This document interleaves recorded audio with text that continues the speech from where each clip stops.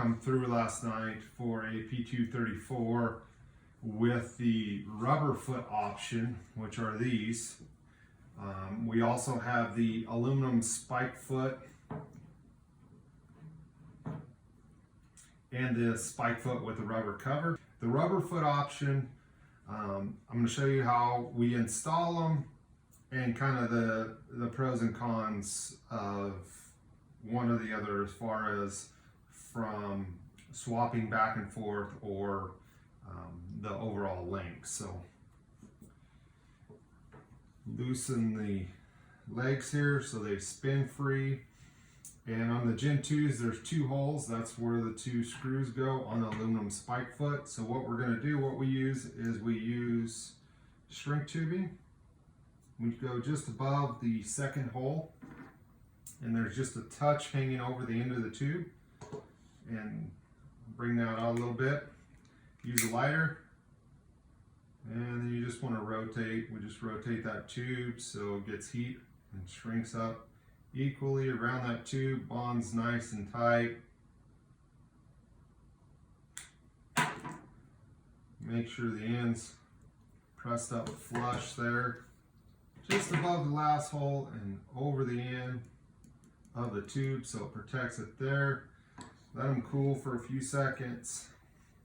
The rubber feet are reinforced, so they have a steel washer in the bottom of them. So they're not going to wear out from the tube into the actual inside of the rubber foot. If anything, the outside is what will wear out. It should be cooled enough, and you just take and simply slide them on. You can see they're tight when you slide them on. I'll go back and I'll trim the edge of this shrink tubing up so it's nice and flush with the rubber feet. They will turn just slightly once you get to a certain torque on the end of the tube, but they bite and grip. The reason why we don't epoxy these like some companies do, whether it be a trekking pole or bipod, whatever it may be, is because we found with epoxy, when you epoxy rubber, it will actually degrade or shrink the rubber over time, and also that epoxy will break down over time. And now you've got a foot that is loose and you've got to mess with epoxy. So the rubber shrink tubing gets us that right diameter, as well as creates a nice suction and grip on these rubber feet. So you can take them off, but it takes quite a bit of force to get them to come off the end of the tube. And in testing, hasn't been an issue at all.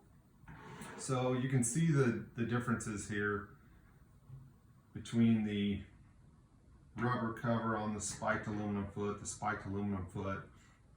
versus the rubber foot option here. You can see the overall length. It's roughly 2¼ inches shorter. These are both P234s, so that's the difference. If you order the rubber feet option, it's easier to then switch to the spiked feet later on if that's what you want, or spiked feet with rubber covers.